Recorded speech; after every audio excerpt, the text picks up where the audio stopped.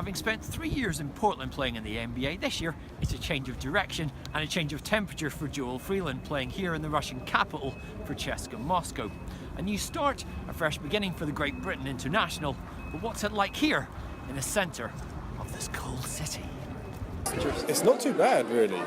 Initially, thinking about coming to somewhere like here, like Russia, you think it's going to be a bit of a culture shock and everything. That's how I thought it was going to be in the summer. But coming here, it's been quite an easy adjustment, to be honest. I live in a great place. The only thing I can say is, the cold is a little bit of a big adjustment, but at the same time, it's not too bad.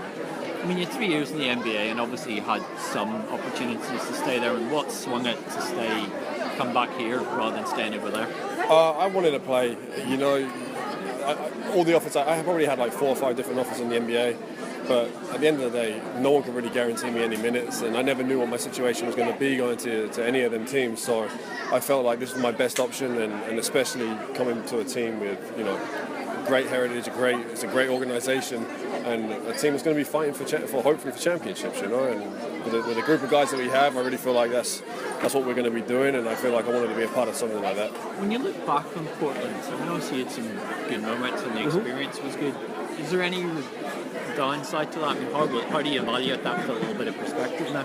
No, I really take it as it was a great experience for me. It's an unbelievable experience, and I've grown as a player because of it. I think going to the NBA, my first year I expected to be playing a little bit more, doing a little bit more, and it wasn't the case. And I had to really get through that adversity, and it showed me a different side of the sport, something else I had to overcome. And I really feel I grew as a player, and it's helping me now adjust again to the European style. Is there any sense of unfinished business over there?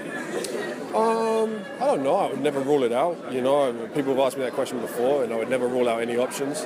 But at the end of the day, my whole focus now is here in CSKA and doing the best that we can here. What happens in the future happens in the future. Great Britain. It's been a few years since you've seen your national team jersey. What would it take to get you back into it, especially this summer? It's really, like I've said to everybody, my only real problem with playing for the national team is that my focus when I was in the NBA was on the NBA. And now, especially being with the injuries that I've had over here, my focus is to be 100% when I come back, considering that I'm not going to have too much of a break. It could be 2 months, could be 6 weeks, who knows, before the summer that I have. I love my time with GB, and I love the opportunities I had to play and the experience that we had.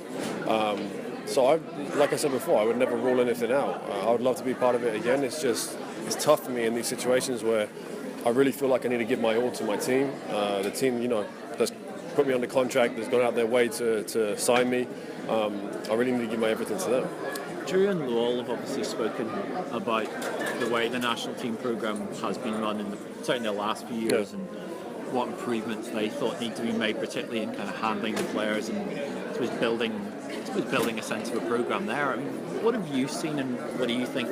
There's new management coming in. What would you like to see, or what do you think would be improved? To be perfectly honest with you, I never had anything to complain about. I think I played 6 or 7 years with the national team.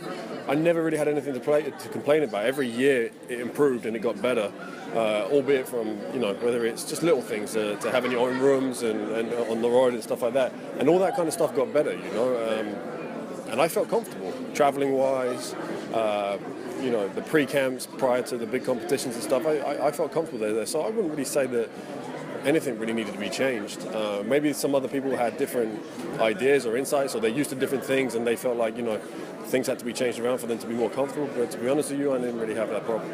I mean, there is a new federation coming in, so we're going to see a kind of clean slate this year. I mean, you've looked at the grassroots, you coming through. What things do you hope 10 years down the road we might see a little bit different? I always get back to, I would like to see the sport itself being grown in England. We've tried from, I can only say day one from when I was with the national team, that we've tried for them 7 years to build the sport, and it really just didn't take off.